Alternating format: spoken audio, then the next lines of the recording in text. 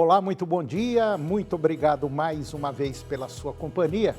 Está começando mais uma edição do programa Agronegócio e eu desejo a você muita paz e muita saúde. E no programa de hoje nós vamos falar da situação geral do agronegócio, que infelizmente não vai bem. De maneira geral, caminha para um rumo preocupante. Vou falar da produção da safra de grãos 25-26. Você vai ver que o preço do feijão subiu. E vamos comentar do mercado do milho, que vem passando por transições em relação ao preço.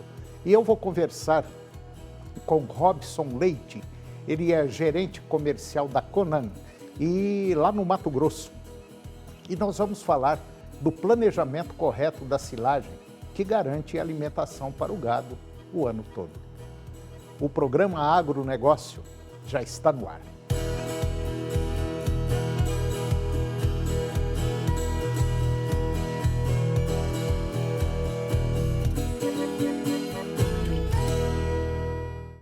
Eu começo o programa de hoje falando da situação geral do agronegócio, que infelizmente não vai bem. De maneira geral, caminha para um rumo preocupante.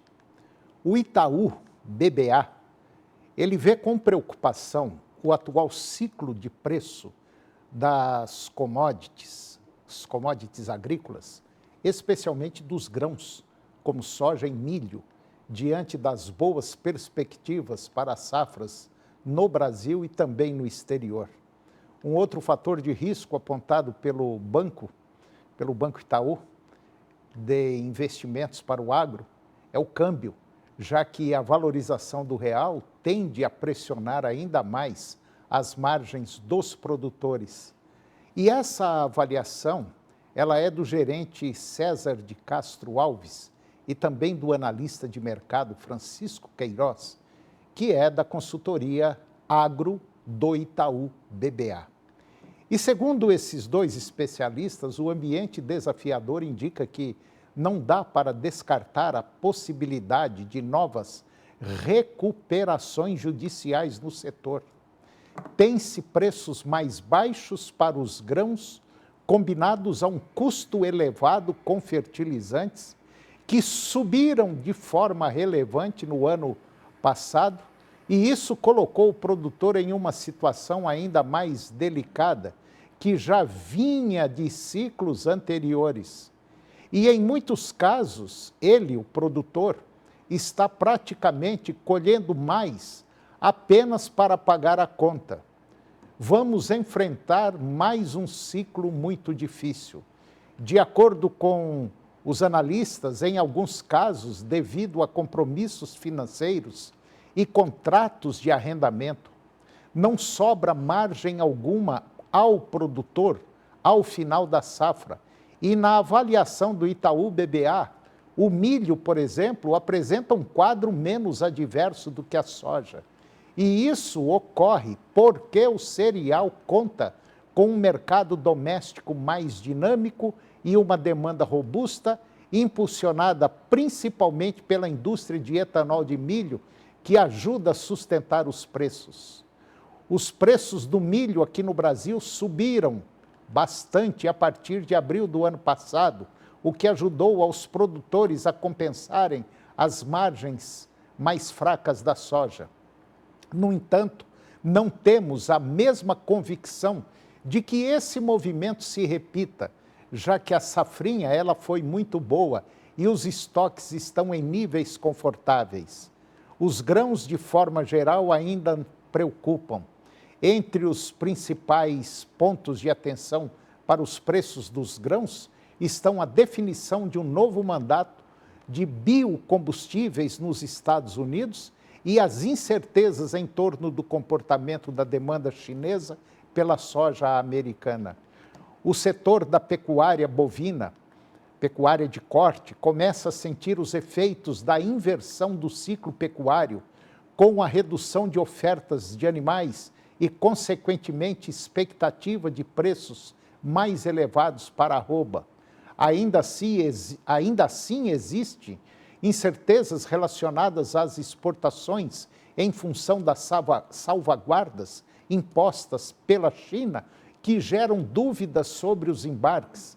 Apesar disso, o Itaú BBA vê fatores que ajudam a mitigar esse risco com a menor produção doméstica, estimada em cerca de 200 mil toneladas abaixo de 2025, e a possibilidade de abertura ou ampliação de mercados.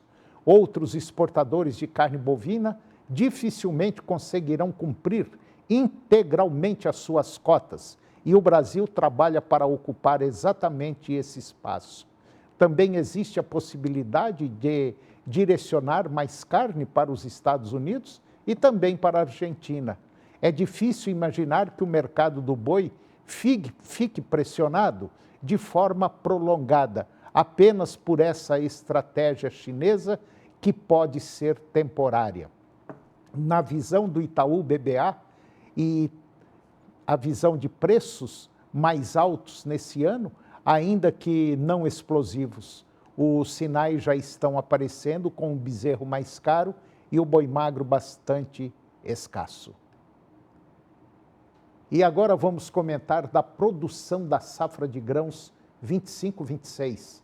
A produção brasileira de grãos da safra 25-26, ela foi revisada para cima com projeções mais robustas, tanto para a soja quanto para o milho, refletindo ajustes em área e produtividade em um cenário de demanda considerado estável, segundo informações da Stonex. O movimento ele ocorre em meio ao avanço da colheita e a um acompanhamento atento das condições climáticas nas principais regiões produtoras.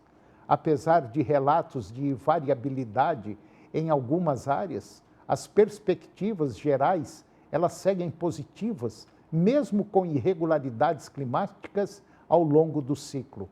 A estimativa para a soja, por exemplo, ela passou a indicar uma colheita de 181,6 milhões de toneladas, um aumento de 4 milhões de toneladas em relação à projeção anterior.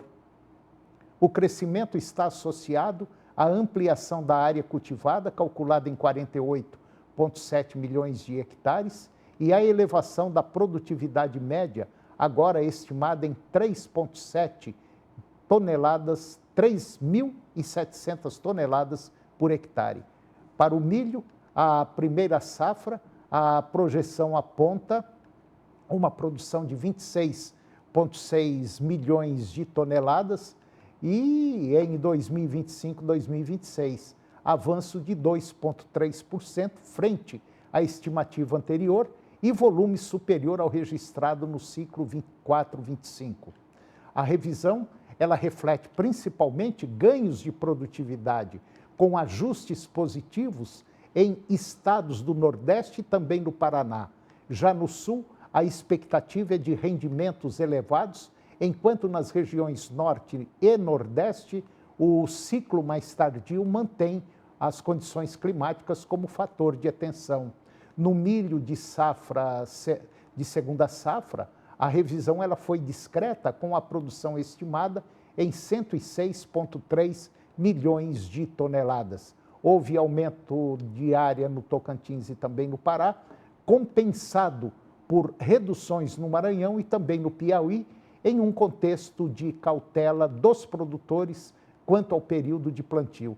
No balanço de oferta e demanda, as projeções permaneceram inalteradas para a soja e o aumento da produção resultou em estoques finais mais elevados diante da manutenção da demanda. No milho, o maior volume produzido foi compensado pela queda nos estoques iniciais, influenciada pelo forte ritmo das exportações no ciclo 24-25. As compras chinesas tendem a ganhar relevância com o avanço da colheita brasileira. E agora vamos falar do mercado de feijão. O mercado brasileiro de feijão encerrou janeiro com forte alta, impulsionado pela combinação de oferta ajustada e ritmo lento da colheita da primeira safra, conforme aponta o indicador CPEA-CNA. Entre 23 e 30 de janeiro, os preços avançaram de forma significativa na maioria das regiões acompanhadas, com destaque para o feijão preto e para o feijão carioca de melhor qualidade. No acumulado do mês, o feijão carioca apresentou a maior valorização dos últimos 4 meses, enquanto o feijão preto registrou a maior alta desde o início da série CPEA-CNA em setembro de 2024. O cenário contrasta com janeiro do ano passado, período marcado por pressão baixista sobre as cotações. A escassez de lotes de alta qualidade de feijão carioca intensificou a reação das cotações. Entre os dias 22 e 29 de janeiro, os preços subiram mais de 10% em praças como o noroeste de Minas Gerais, São Paulo e também em Curitiba, no Paraná. Na média mensal, houve avanço de 4,9% em relação a dezembro, com os valores passando a operar cerca de 10% acima do registrado em janeiro de 2025. E agora vamos comentar do milho, que vem passando por transições em relação ao preço.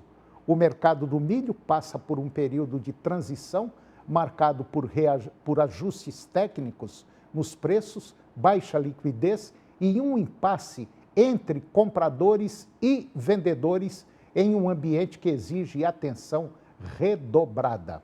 A análise da TF Agroeconômica aponta que o movimento recente reflete um cenário de correção após oscilações intensas, sem indicar uma mudança estrutural de tendência no curto prazo. No mercado internacional, os preços encerraram a semana em alta. Em Chicago, sustentados por um movimento de recuperação técnica depois de fortes quedas registradas anteriormente. O principal fator de apoio foi o desempenho expressivo das exportações nos Estados Unidos, que basicamente ajudou a compensar pressões negativas ligadas à política energética e também às perspectivas de uma safra elevada no país. Dados semanais do USDA mostram vendas externas de 4 milhões de toneladas entre os dias 9 e 15 de janeiro, acima da semana anterior, quanto das expectativas do mercado, configurando o maior volume da semana da safra 25-26 até o momento. E no acumulado, as exportações somam 56 milhões de toneladas, crescimento de 33,7% em relação ao mesmo período do ano passado, sinalizando demanda internacional aquecida para absorver a oferta americana. Outro elemento da sustentação veio das condições climáticas lá na Argentina, onde o déficit hídrico em regiões relevantes reduziu a condição das lavouras classificadas como boas ou excelentes, adicionando prêmio climático aos preços, a valorização real do dólar, e também contribuiu para reduzir a competitividade das exportações brasileiras, diminuindo a pressão vendedora do país no mercado internacional e favorecendo as cotações em Chicago no curto prazo. E, por outro lado, permanecem fatores de baixa no horizonte. A frustração com a não liberação da venda do E15 ou gasolina sem chumbo 88 durante todo o ano nos Estados Unidos limita a capacidade do etanol de absorver o excedente de milho,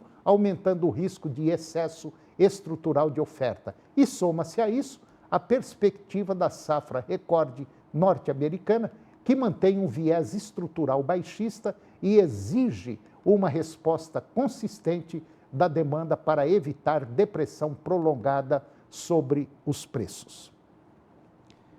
E agora vamos falar do preço médio do leite, que registrou um avanço em relação à quinzena anterior. Na primeira quinzena de fevereiro, o preço médio do leite spot foi de R$ 2,26 por litro, registrando um avanço de 20 centavos em relação à quinzena anterior, segundo dados do Milk Point Mercado. O mercado spot apresentou uma maior movimentação nesta quinzena, com o aumento do volume negociado em um ambiente mais aquecido pela demanda e, como resultado, a maior parte dos preços praticados registrou reajustes positivos, reforçando a percepção de um mercado mais firme no curto prazo. Outro destaque relevante foi a mussarela, que, assim como o leite em pó desnatado, apresentou valorização de 10,6%, atingindo o preço médio de 3.694 dólares por tonelada. Apesar da forte recuperação neste leilão da GDT, o produto ainda opera em níveis inferiores aos observados no início do ano passado, em função da sequência prolongada de quedas registradas ao longo de 2025. E depois do intervalo eu vou conversar com Robson Leite, gerente comercial Conan, lá do Mato Grosso, e nós vamos falar de planejamento correto da silagem que garante a alimentação do gado o ano todo. Nós voltamos já, é um minuto só.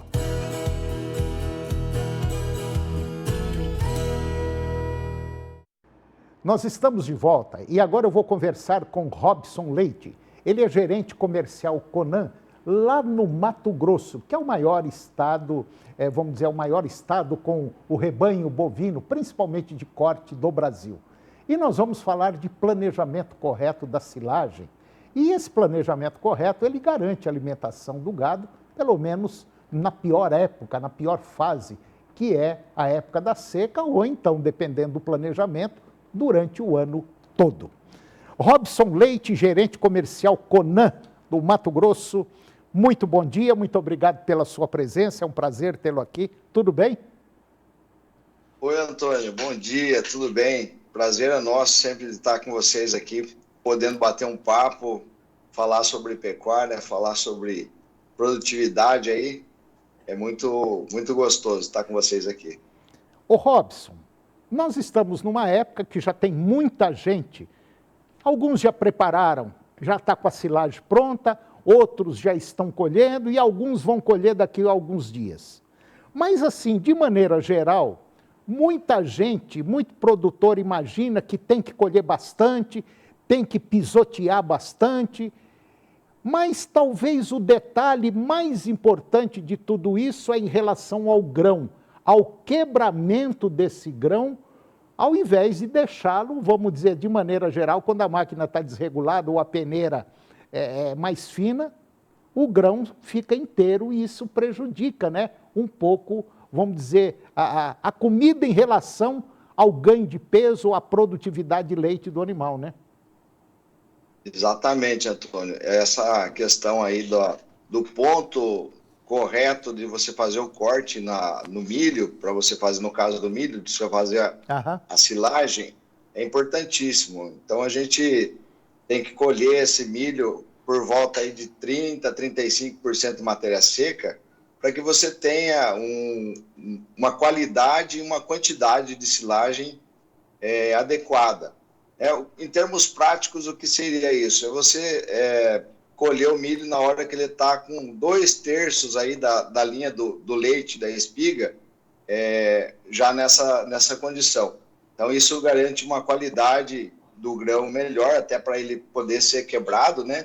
Porque se ele tiver muito leitoso, ele vai acabar não quebrando, esmagando, e não vai propiciar uma fermentação ideal que a gente quer dentro do silo, né? E esse ponto é um ponto muito importante e que a maioria dos produtores, às vezes, não observam. Agora, nós também temos muita gente aí, além da silagem de milho, fazendo silagem de capim, uma prática também muito comum hoje, né? Justo, silagem de capim. Tanto o milho como tem pessoas que optam por trabalhar com o sorgo, que é uma cultura que você pode levar mais um pouco adiante aí na seca. E o capim também é importante, é legal você trabalhar com ele, porque você vai usar esse excedente que você tem de produção na época das águas para conservar essa forragem. Então, isso permite você ter um armazenamento num espaço pequeno, né, com grande quantidade de alimento. Então você otimiza ali aquela produção de capim que você tem numa época favorável do ano para você fazer a conservação dessa forragem. O capim é muito utilizado aqui no Mato Grosso aqui para fazer conservação de forragem. E de maneira geral também, no caso aí do Mato Grosso, que possui o maior rebanho bovino brasileiro, eu acredito que uma boa parte já dos produtores, vamos dizer assim, já estão em um processo profissional na engorda de bovinos, no manejo com o rebanho, e já tendo assim resultados positivos quando se produz uma silagem, quer de capim ou de milho, né?